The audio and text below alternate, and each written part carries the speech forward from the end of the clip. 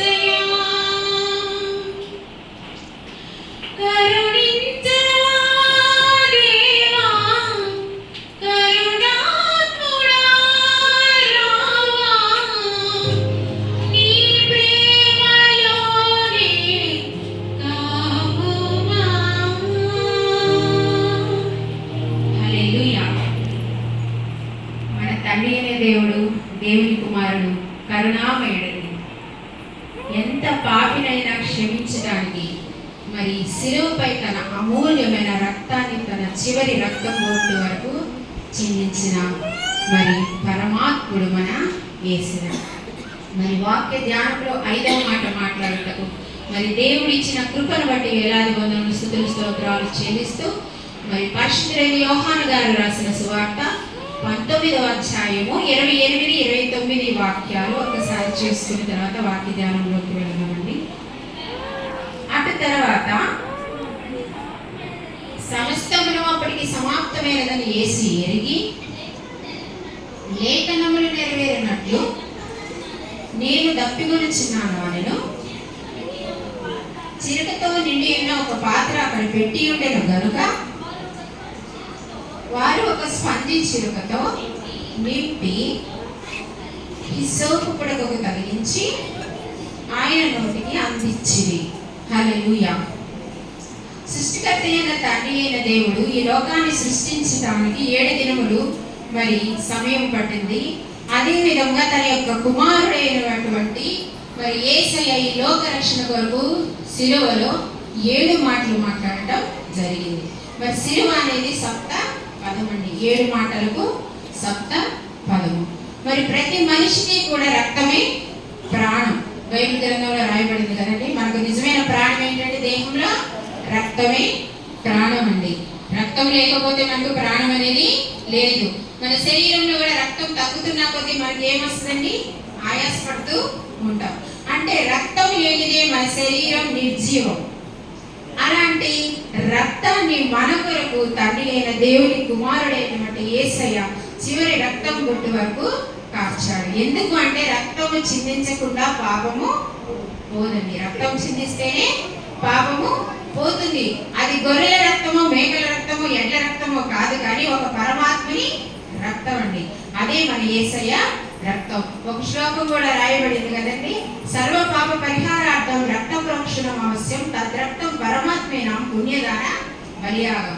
సర్వ పాపాలు తొలగిపోవాలంటే రక్తం చిందించడం అవసరం, కానీ ఆ రక్తం కేవలం ఒక పరమాత్మని రక్తం అయితేనే మన పాపాలు తొలగిపోతాయని బైబిల్ గ్రంథంలో రాయబడింది.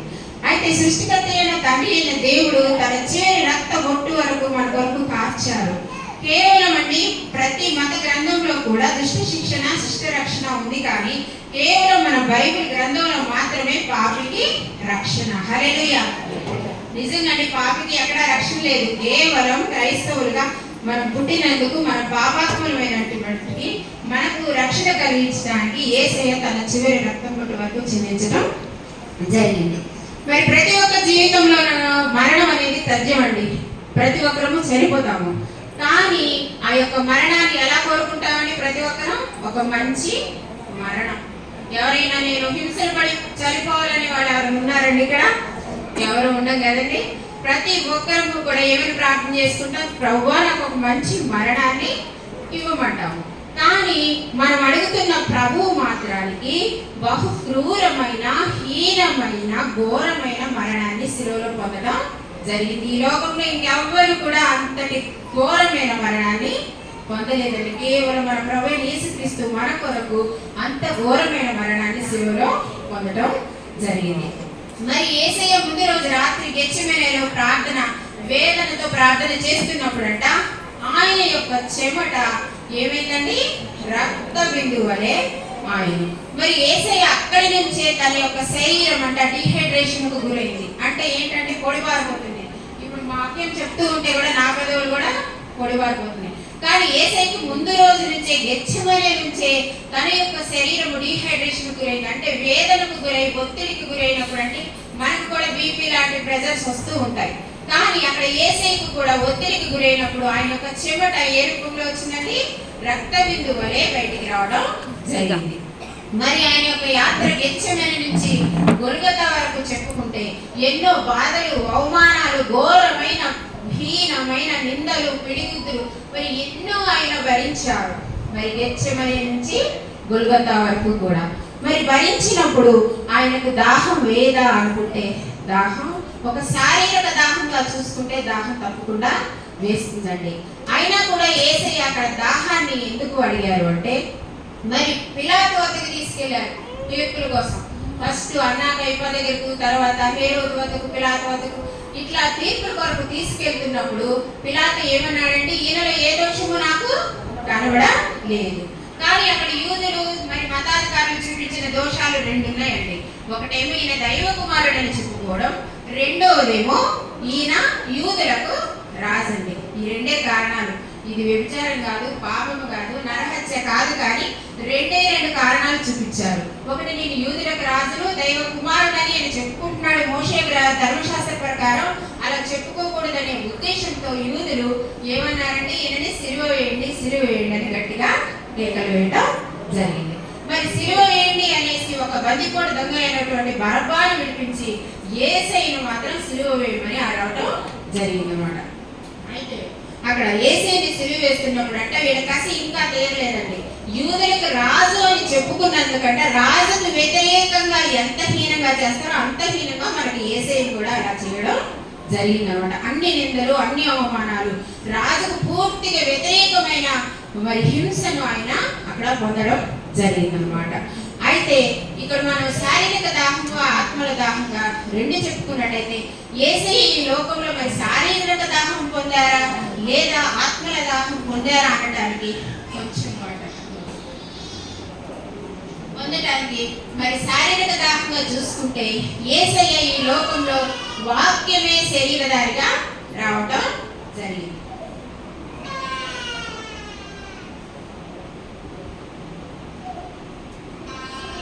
వాక్యమే శరీరధారిగా ఈ లోకానికి వచ్చారు. కేవలం ఒక మానవుడిలాగా, సామాన్యుడిలాగా తల్లి గర్భంలో వచ్చి 9 నెలలు ఉండి మనం ఏ విధంగా ఈ లోకంలోకి వచ్చి సర్వసామాన్యమైన జీవితం జీవించామో యేసయ్య కూడా 30 సంవత్సరాలు ఒక సామాన్య మానవులుగా ఈ లోకంలో జీవించారు. ఆయన దప్పికొన్నారు, ఆకలి కొన్నారు, సాతాను చేత కూడా శోధించబడ్డారు. అంటే కేవలం ఒక మానవుని రూపంలాగే ఆయన ఈ లోకంలో జీవించినప్పటికీ ఆయన ఎవరండి? ఆయన ఒక దైవ కుమారుడు, అలాగే ఏ పాపము లేనటువంటి వారన్నమాట. అది అసలైన విషయం ఏమిటి అంటే ఆయన దప్పిక శారీరక దప్పిక కాదు అనడానికి కారణం ఏంటంటే ఆయన మానవుడు కాదు, ఆయన దైవ కుమారుడు. అదే విధముగా ఆయన ఏ పాపము లేనటువంటి వాడనమాట. మరి ఇక్కడ ఈయన జీవజల ప్రదాత అండి. బండ నుండి మధుర జలాలను రప్పించి ఇశ్రాయేలీయుల ప్రజల లక్షల మంది దాహాన్ని తీర్చిన దేవుడు. మరి నీళ్ళను ద్రాక్షరసంగా మార్చిన దేవుడికి దాహం అవటం ఏంటి? నిజంగా ఆశ్చర్యం కదండి ఈ మాట. మరి అయినప్పటికీ ఆయన సిలువలో దాహాన్ని కొన్నారు. అంటే అది అక్కడ ఉన్న మరి చాలా మంది మూర్ఖమైన జనం ఆయన దాహాన్ని తీరుస్తారని అడిగారా? అక్కడ ఉన్న వారందరూ ఎవరైనా వచ్చి మరి నిజంగా జాలి దయ కనికరం ఉన్నవాళ్ళు అయితే యేసయ్య పడుతున్న వేదన చూసి కనీసం ఆయనకి దాహానికి నీడిద్దామని వాళ్ళే అనుకోవాలి. కానీ ఇక్కడ అడిగినప్పటి వాళ్ళు అక్కడ దాహం ఇస్తారా? లేకపోతే దాహం తీసుకొని కొంత సమయం బ్రతకాలని యేసయ్య అడిగారా అంటే కాదండి, 100% కాదనమాట. ఆయన సుమారుగా 2 గంటల నుంచి 3 గంటల మధ్యలో మాట్లాడిన మాట. మరి 9 గంటల నుంచి 3 గంటల వరకు సిలువలో మరి వేడాడినప్పుడు ఆయన 2 చేతులు ఇలా చాపినప్పుడు మరి ఆయన ఊపిరి పీల్చుకోవడం కూడా ఎంతో ఇబ్బంది అండి. మన 2 చేతులు ఇలా చాపి కొంత సమయం ఉంచితే మనం ఎక్కువ సమయం కూడా ఊపిరి తీసుకోలేము. కానీ యేసయ్య 9 గంటల నుంచి సాయంత్రం 3 గంటల వరకు మరి సిలువలో ఉన్నప్పుడు మరి ఆయన దాహము కొన్నట్టుగా ఇక్కడ మనము చూస్తున్నామండి. కానీ ఇది ఏ దాహము అంటే శారీరక దాహం మాత్రము కాదండి. మరి ఇక్కడ మనము చదువుకున్నాము యోహాను సువార్త 19వ అధ్యాయము మరి మొదటి వాక్యం 28లో చూసినట్లయితే ఒక్కసారి అది చదువుకుందామండి. అటు తర్వాత సమస్తమును అప్పటికి సమాప్తమైనదని యేసు ఎరిగి లేఖనములు నెరవేరినట్లు నేను దప్పికొనుచున్నాను అనెను. హల్లెలూయా. లేఖనములు నెరవేరినట్లండి. ఇక్కడ ఎందుకు దప్పికొన్నారు యేసయ్య? లేఖనములు నెరవేరినట్లు. ఈ లేఖనములు ఎప్పుడు రాయబడ్డాయి అంటే కొన్ని వందల సంవత్సరాల క్రితము లేఖనములు, అంటే క్రీస్తు పూర్వం అండి. క్రీస్తు శకము క్రీస్తు పూర్వం ఉన్నాయి కదండి. క్రీస్తు పూర్వంలో రాయబడ్డ దావీదు మహారాజు అయినటువంటి కీర్తన 69వ దావీదు కీర్తన 21వ వాక్యం ఒకసారి చదువుకుందామండి. 69వ దావీదు కీర్తన 21వ చరణం. వారి చేతును నాకు ఆహారముగా పెట్టిరి, నాకు తప్పి అయినప్పుడు చిరకను త్రాగనిచ్చిరి. హల్లెలూయా. ఇదిగోండి దావీదు మహారాజు వందల సంవత్సరాలకు ముందు జరగబోయే దానిని ఆయన కీర్తనలో రచించడం జరిగింది. యేసయ్య తప్పి కొంటారని ఈయనకు ముందుగానే తెలిసి ప్రవచనాలు లేఖనాలు మరి రాయటం జరిగింది. నీ బైబిల్ గ్రంథంలో చెప్పుకున్నట్టయితే ఆకాశము భూమి గతించినేమో కానీ ఒక మాట బైబిల్ గ్రంథంలో రాయబడి ఒక్క మాట పొల్లేలను సున్నైలను తప్పిపోదని రాయబడినట్లు మరి ఈ లేఖనములు నెరవేర్చవలసిన బాధ్యత యేసయ్య మీద ఉందండి. మరి మర్చిపోలేదు. ఆయన అంత హింస ఘోరమైన హింస పొందినా కూడా తండ్రి అప్పగించిన బాధ్యత ఏంటి? లేఖనములు అక్కడ నెరవేర్చాలి. మరి యేసయ్య జనన మరణ పునరుద్ధారాలలో ప్రతి ఒక్కటి కూడా పాత నిబంధనలో చెప్పబడిన లేఖనాలు మరి తప్పకుండా ఈ యొక్క కొత్త నిబంధనలో నెరవేరబడ్డాయి. మరి అక్కడ దేవుడు చెప్పిన దావీదు మహారాజు రాసిన కీర్తన లేఖనాన్ని నెరవేర్చవలసిన బాధ్యత యేసయ్య మీద ఉంది. కాబట్టి ఇదిగో లేఖనములు నెరవేరినట్లు నేను దప్పికొనుచున్నాను అని చెప్పడం జరిగింది. మరి ఇది ఏ దప్పిక అని మనం గమనిస్తే మరి ఇక్కడ బైబిల్ గ్రంథంలో మనము 4 దప్పికలు చూద్దామండి. బైబిల్ గ్రంథంలో 4 దప్పికలు ఇక్కడ మనము చూద్దాము. మొదటి దేవుని సన్నిధి కొరకైన దప్పిక. మొదటిది దేవుని సన్నిధి కొరకైన దప్పిక. 42వ దావీదు కీర్తన. 42వ దావీదు కీర్తన. దుప్పి నీటి వాగుల కొరకు ఆశపడినట్లు దేవా నీ కొరకు నా ప్రాణము ఆశపడుచున్నది. నా ప్రాణము దేవుని కొరకు తృష్ణగొలుచున్నది, జీవము గల దేవుని కొరకు తృష్ణగొలుచున్నది. దేవుని సన్నిధికి నేనెప్పుడు వచ్చేదను, ఆయన సన్నిధిని నేనెప్పుడు కనబడను. చాలండి. ఇది ద్వితీయ స్కందం అండి. కీర్తనలు ద్వితీయ స్కందంలోని మొదటి కీర్తన ఈ 42 దావీదు కీర్తన. కానీ ఇది దావీదు కీర్తన కాదండి, కోరహు కుమారులు రచించినటువంటి కీర్తన అన్నమాట. కీర్తనలు 5 భాగాలుగా విభజించారండి. మొత్తం ప్రథమ స్కందం, ద్వితీయ స్కందం, తృతీయ స్కందం, చతుర్థ స్కందం, పంచమ స్కందాలని 5 స్కందాలుగా విభజించడం జరిగింది. మరి ద్వితీయ స్కందంలోని 42వ కీర్తన మొదటిదన్నమాట. అయితే ఇది మరి ఎప్పుడు రాశారు, మరి కోరహు కుమారులు ఎప్పుడు రచించారనేది మనం చూస్తే, దావీదు కుమారుడైనటువంటి అబ్షాలోము అంట తండ్రిని చంపజూశాడు. అందరికీ తెలుసు కదండి ఈ వాక్యం. దావీదు కుమారుడైనటువంటి అబ్షాలోము తన తండ్రి అయిన దావీదుని చంపజూసినప్పుడంట, దావీదు మరి తన కుమారుని చంపడం ఇష్టం లేక మరి ఏం చేశారంటే ఆ రాజ్యాన్ని దేని కొరకు చంపబోయాడండి. దావీదు కుమారుడు అబ్షాలోము రాజ్యము కొరకు. ఆ రాజ్యం కొరకు చంపబోయినప్పుడంట అబ్షాలోముని చంపటం కుమారుని మీద ప్రేమతో ఇష్టం లేకంట దావీదు ఎక్కడికి వెళ్ళిపోయారు, ఆ రాజ్యాన్ని వదిలి అరణ్యానికి వెళ్ళిపోవడం జరిగింది. మరి అరణ్యానికి వెళ్ళినప్పుడంట దావీదును బహుగా ప్రేమించిన వారు కూడా దావీదుతో పాటు అరణ్యానికి వెళ్ళడం జరిగింది. మరి దావీదును బహుగా ప్రేమించిన వారు అంటే కోరహు కుమారులు కూడా ఉన్నారు. కోరహు కుమారులు అంటే ఎడమ చేతితోనూ కుడి చేతితోనూ వడిసెలు విసిరగల, బాణములు విసిరగల యోధుడట. అలాంటి వారు దావీదుకి కుడిభుజం లాంటి వాడుట. మరి అది అడవిలోకి వెళ్తున్నప్పుడు దావీదుతో పాటు కోరహు కుమారులతో పాటు బహుగా ప్రేమించిన వారందరూ దావీదుతో పాటు వెళ్ళడం జరిగింది అనమాట. అయితే వెళ్ళినప్పుడు అంట అక్కడ కూడా అరణ్యంలో ఉన్నప్పుడు కూడా, యూదా అరణ్యంలో ఉన్నప్పుడు కూడా మరి దావీదుని చంపజూసినప్పుడు అంట రోజులు గడిచిపోయాయంట, వారాలు కూడా అక్కడ దావీదుకి గడిచిపోయాయి. అప్పుడు దావీదంట ఒక బెంగ కలిగిందటండి. దావీదుకు ఒక బెంగ కలిగిందట. అది ఏ బెంగ? రాజ్యం కొరకు కాదు, ఆహారం కొరకు కాదు, అతను వదిలి వచ్చిన మరి పట్టు పరుపుల కోసం కాదు, కానీ దేవుని మందిరము కొరకైనా దప్పిక. హల్లెలూయా. దేవుని మందిరం కొరకైనా దప్పికట. ఆ దేవుని మందిరం కొరకైన దప్పికతో రాసినటువంటి కీర్తనే ఈ 42వ కీర్తన అండి. ఒక్కసారి మళ్ళీ చదువుకుని, దుప్పి నీటి వాగుల కొరకు ఆశపడినట్లు దేవా నీ కొరకు నా ప్రాణము ఆశపడుచున్నది. దుప్పి ఏ విధంగా అండి, అడవులో తిరుగుతూ ఉన్నప్పుడు ఆహారం తీసుకున్నప్పుడంట దుప్పి చాలా వేగంగా పరిగెత్తే జంతువు అంటండి. అలా ఆహారం తిన్నప్పుడంట దుప్పి నీటి కోసం అంట పరిగెడుతూ ఉంటుందంట. ఎక్కడ నీరు దొరుకుతుందా అడవుల్లో అని పరిగెడుతూ తన దప్పికని తీర్చుకోవడానికి చూస్తూ ఉందట. అదే విధంగా అరణ్యంలో ఉన్న దావీదు గారు కూడా దేవుని మందిరానికి దూరమయ్యానన్న బాధతో, బెంగతో దేవా నీ మందిరం పట్ల నేను దప్పిక కొని ఉన్నాను. హల్లెలూయా. దేవుని మందిరం పట్ల ప్రతి ఒక్కరు కూడా ఏం కలిగి ఉండాలంటే దప్పిక కలిగి ఉండాలి. అప్పుడే దేవుడు మనకున్న ప్రతి అవసరతను తీరుస్తాడు. మరి ఇక్కడ దావీదు గారు చక్కగా దేవుని సన్నిధికి నేను ఎప్పుడు వచ్చేదను, ఆయన సన్నిధిని నేను ఎప్పుడు కనబడను. నిజంగా ఎంతో భారముతో రాశారటండి. నేను దేవుని మందిరముకు వారిని నడిపించిన సంగతి జ్ఞాపకం చేసుకున్నప్పుడంట రాత్రి పగలు నా కన్నీళ్ళు నాకు అన్నపానములే ఆయన. అవునటండి. ఆయనకి దేవుని మందిరాన్ని గుర్తు చేసుకుంటుంటే అయ్యో నేను దేవుని మందిరానికి దూరం అయిపోయాను అన్నప్పుడంట కన్నీళ్ళే ఆయనకు అన్నపానములుగా ఉన్నాయంట. మరి దావీదు గారు దేవుని మందిరం కొరకు ఎంతో దప్పిక కలిగి రాసినటువంటి కీర్తనే ఈ కీర్తన అండి. ఇది దేవుని మందిరం కొరకైనా దప్పిక. రెండవ దప్పిక చూసుకున్నట్లయితే పరిశుద్ధుడైన మత్తయి గారు రాసిన సువార్త 5వ అధ్యాయము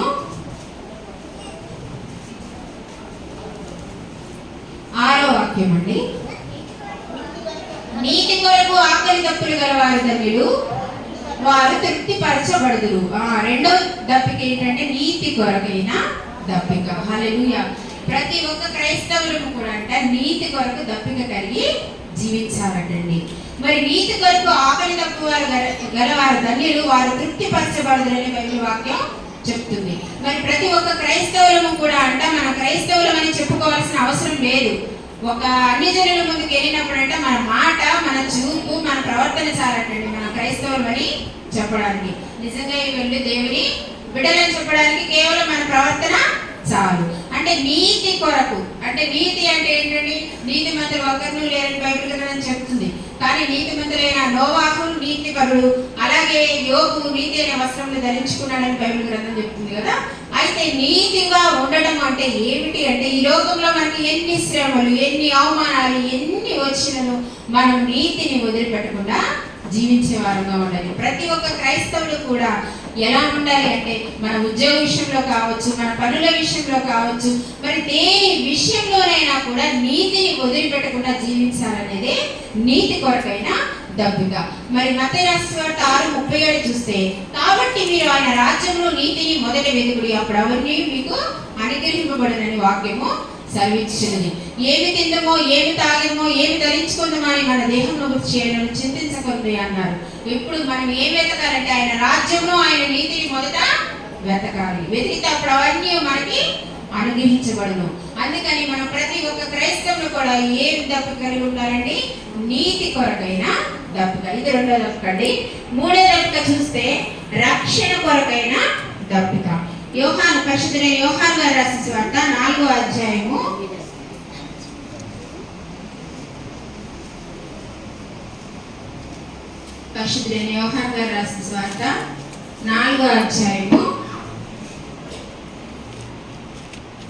4వ అధ్యాయంలో చూసుకుంటేనండి, ఇక్కడ సమరయ స్త్రీకి యేసయ్యకు మధ్య జరిగిన సంభాషణ. ఇది అందరికీ తెలుసు కదండి. 5వ మాట చెప్పుకున్నప్పుడు ఖచ్చితంగా సమరయ స్త్రీ గురించి మాట్లాడుకోవాలి. ఎందుకంటే గొప్ప సాక్ష్యం కలిగిన స్త్రీ సమరయ స్త్రీ అండి. ఎందుకు అంటే, యేసయ్య కొరకు యేసయ్య ఇచ్చి నీళ్ళు జీవజలములను అనుగ్రహించి ఎంతో మంది రక్షణకు కారణమైంది సమరయ స్త్రీ. మరి ఈ సమరయ స్త్రీ రక్షణ కొరకైన దప్పికను పొందడం జరిగిందంట. అయితే సమరయ స్త్రీ యేసయ్య మరి అక్కడ గమనించినట్లయితే మొదటి నుంచి మరి యాకోబు బావి వద్దకు వచ్చారు. ఏ సమయంలో అండి? సుమారు ఇంచుమించు 12 గంటల సమయంలో. ఎవరి కోసం వచ్చారండి? అక్కడికి సమరయ స్త్రీ వస్తుంది అని యేసయ్యకు ముందుగానే తెలుసు. కేవలం ఒకే ఒక్క వ్యక్తి కోసం ఆ యాకోబు బావి దగ్గర అలసిన పరిస్థితుల్లో యాకోబు బావి దగ్గర కూర్చున్నారు. ఎవరి కోసం అంటే సమరయ స్త్రీ కోసం అన్నమాట. అయితే సమరయ స్త్రీ 12 గంటల సమయంలో అక్కడ బావి దగ్గరకు వచ్చింది. వచ్చినప్పుడు యేసయ్య ఏమడిగారండి? యోహాను రాసిన సువార్త 4వ అధ్యాయము 7వ వాక్యం ఒకసారి చదువుతున్నామండి. సమరయ స్త్రీ ఒకటే నీళ్ళు చేదుకొనుటకు అక్కడికి రాగా, యేసు నాకు దాహానికిమ్మని ఆమెను అడిగాను. హల్లెలూయా. ఏమడిగారండి? దాహానికిమ్మని అడిగారు. కానీ అక్కడ దాహానికి అడిగిన యేసయ్య ఆమె నీళ్లు చేదు పోసినట్లుగా కానీ ఆయన దాహాన్ని తీర్చుకున్నట్టుగా అక్కడ రాయబడలేదు. అంటే అది ఏమి దాహము అంటే, ఆమె పట్ల యేసయ్యకున్న దాహం, ఆమె రక్షణ పొందుటకు యేసయ్యకున్న దాహం అన్నమాట. మరి ఆ నీళ్లు మరి యేసయ్యను అప్పుడు అడిగినప్పుడు ఆమె ఏమన్నది? సమరయ స్త్రీ, మీరు యూదులు కదా ప్రభు, నన్ను దాహానికి ఇవ్వటం ఏంటి? మరి పాపాత్మురాలైన స్త్రీ కదా. మరి యేసయ్యను చూసి ఆశ్చర్యపోయింది. నన్ను దాహానికి అడుగుతున్నారు ఏంటి అని సమరయ స్త్రీ చాలా ఆశ్చర్యపోవడం అక్కడ జరిగిందనమాట. అయితే యేసయ్య ఏమంటున్నాడు? యాకోబు బావిలో నీళ్లు తాగు ప్రతివాడును దప్పికొంటాడు, కానీ నీళ్ళిచ్చి నీళ్ళు తాగేవాడు ఎన్నడను దప్పిక కొనడు. మరి అక్కడ యాకోబు ఏసావుకు బావి ఇచ్చాడు. కొన్ని 1800 సంవత్సరాల క్రితం తవ్వబడిన ఆ బావిలో నీరు ఎప్పటికప్పుడు ఊరుతూనే ఉండి, మరి యేసయ్య కాలం వరకు కూడా ఆ బావి ఉందంటే అది నిజంగా సజీవమైన బావి అన్నమాట. ఇప్పటికీ కూడా యెరూషలేములో ఉన్నట్టండి ఆ యాకోబు బావిని ప్రిజర్వ్ చేశారు, అంటే జాగ్రత్త చేశారు. అక్కడ దేవుని మందిరాన్ని కూడా నిర్మించారు. ఎందుకంటే అది ఒక సాక్ష్యం కలిగిన బావిగా ఉంది కాబట్టి అక్కడ ఒక దేవుని మందిరాన్ని కూడా నిర్మించడం జరిగింది. మరి సమరయ స్త్రీని దాహముడిని యేసయ్య దాహానికి ఎప్పుడు అక్కడ నీళ్లు తాగినట్టుగా రాయబడలేదు. కానీ సమరయ స్త్రీ ఏమందండి? ఆయన నిజంగానే మెస్సయ్య అని నమ్మింది. ఆమెతో గంటల తరబడి యేసయ్య గడపలేదు, రోజుల తరబడి గడపలేదు, కానీ కేవలం కొద్ది సమయంలోని యేసయ్యని మెస్సయ్యగా నమ్మి ఆ ఊరంతటికి గొప్ప సాక్షి బిడ్డగా మిగిలిందండి. ఆమె రక్షింపబడటమే కాకుండా ఆ ఊరి జనాన్ని కూడా రక్షణలోకి నడిపించిన గొప్ప సాక్ష్యం సమరయ స్త్రీ. అంటే అక్కడున్న ఆమె తన సజీవ రూపమైన కుండను విడిచిపెట్టి పరిగెత్తుకుంటూ ఆ గ్రామంలోకి తన ఆత్మల స్వరూపం ధరించుకొని దేవుడిచ్చిన జీవ నదులను మరి జీవ జలాలను అనుగ్రహించిన యేసయ్యను నమ్మి ఆమె ఆ గ్రామంలోకి ప్రవేశించి అనేక మంది రక్షణకు కారణమైంది సమరయ స్త్రీ అండి. ఇది రక్షణ కొరకైన దప్పిక. మరి 4వదిగా చూస్తే తీరని దప్పిక అండి. తీరని దప్పిక. పరిశుద్ధులైన లూకా రాసిన సువార్త 16వ అధ్యాయము 23-24. పరిశుద్ధులైన లూకా గారు రాసిన సువార్త. అప్పుడు అతడు పాతాళంలో బాధపడుచు ఏంటండి ఒకసారి కన్నులెత్తి దూరం నుండి అబ్రహామును అతని రొమ్మున ఆనుకొని ఉన్న లాజరుని చూచి, తండ్రివైన అబ్రహామా, నా యందు కనికరపడి తన వ్రేలి కొనను నీళ్ళలో ముంచి నాలుకను చల్లార్చుటకు యాతన పడుచున్నావు అని కేకలు వేసి చెప్పాను. లాజరుని పంపుము, నేను అగ్నిజ్వాలలో యాతన పడుచున్నానని కేకలు వేసి చెప్పాను. హల్లెలూయా. ఇక్కడ ధనవంతుడికి లాజరుకి మధ్య సంభాషణ అండి. ధనవంతుడు ఏం చేశాడండి? ఈ లోకంలో బహుగా సుఖపడుచున్నాడు. బహుగా సుఖపడుచు కామదాహంతో మరి ధనదాహంతో బ్రతికి ఏం చేశాడండి? ఒకనొక రోజున ధనవంతుడు కూడా చనిపోయాడు. మరి అతను పడేసిన రొట్టె ముక్కలు తినిన లాజరు కూడా చనిపోవడం జరిగింది. చనిపోయి ధనవంతుడేమో పాతాళంలోకి వెళ్ళాడు. లాజరు ఎక్కడున్నాడండి? అబ్రహామును అతని రొమ్మును ఆనుకొని ఉన్నాడు. మరి పాతాళంలోంచి ధనవంతుడట చూచినప్పుడు మరి ఏమంటున్నాడండి? తండ్రి అయిన అబ్రహాం అని పిలుస్తున్నాడు. మరి తండ్రి అని ఈ లోకంలో ఒప్పుకుంటే ఆయన రక్షణ పొందేవాడు. కానీ ఆ లోకంలోకి వెళ్ళిన తర్వాత తండ్రి అయిన అబ్రహామా, నీ ఒళ్ళో నీ దగ్గర కూర్చోబెట్టుకున్న లాజరు యొక్క వేలి కొనను ముంచి నా దాహము చల్లార్చమంటున్నాడండి. ఇది సాధ్యమేనండి? అసలు వేలి కొనను ఉంచి మరి ఒక దప్పికలో ఇప్పుడు మనం అందరూ దాహంతో ఉన్నాము. దేవుని మందిరంలో ఉన్న వారందరూ చాలా ఇప్పుడు వెళ్ళి అన్నం తినడం ముఖ్యం కాదు, కానీ ఒక గ్లాసుడు నీళ్ళైనా ఒక బాటిల్ నీళ్ళైనా తాగితే కానీ మనకి ఆ డిహైడ్రేషన్ అనేది తగ్గుద్ది. కానీ అక్కడ ఏమంటాడంటే ధనవంతుడు వేలి కొనను ముంచి నా దాహాన్ని చల్లార్చమన్నాడు. మరి ధనవంతుడు అక్కడ ఎక్కడ ఉన్నాడంటే నిత్యాగ్నిలో ఉన్నాడు. మళ్ళీ అక్కడ పాతాళంలో ఎక్కడ ఉన్నాడండి? నిత్యాగ్నిలో ఉన్న ధనవంతుడికి లాజరు తెచ్చే వేలి కొనతో ముంచిన దాహం తీరిద్దండి? అది ఎప్పటికీ తీరదు. అది ఎప్పటికీ తీరని దాహం అన్నమాట.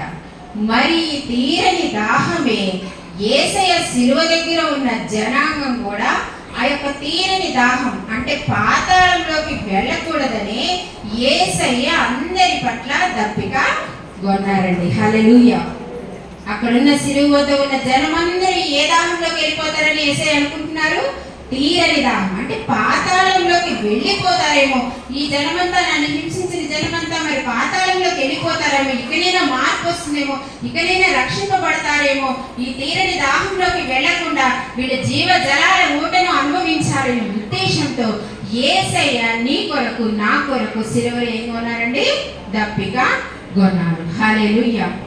మరి సమరయ స్త్రీనేమో ఒక్క కొంత సమయం గడిపి యేసయ్య ఇచ్చిన జీవజలాలను మరి తీసుకుంటే ఈ ధనవంతుని మాత్రం తీరని దాహంలో ఉండడం జరిగిందని ఒక చిన్న చెప్పేసి నేను ముగిస్తాను. మరి మన బైబిల్ గ్రంథంలో అండి చివర మ్యాప్ లో చూసుకున్నట్టయితే గలిలియా సముద్రం, మృత సముద్రం రెండు ఉన్నాయండి. గలిలియా అనేమో కిన్నెరెతు సముద్రం అంటాము, మృత సముద్రానేమో ఉప్పు సముద్రం అని పిలుస్తూ ఉంటాము. గలిలియా సముద్రం ఏమో జీవజలాలు ఇచ్చే సముద్రంగా ఉంటే ఉప్పు సముద్రం ఏమో తీరని దాహంలో నిర్జీవంగా ఉందండి. ఎందుకు అంటే గలిలియా సముద్రానికి ఈ ఉప్పు సముద్రం అంటే మృత సముద్రానికి మధ్యలో యోర్దాను నది ఉందండి. యోర్దాను నది ద్వారానే ఇటు ఉప్పు సముద్రానికి అటు గలిలియా సముద్రానికి నీరు ప్రవాహం వెళుతూ ఉంటుంది.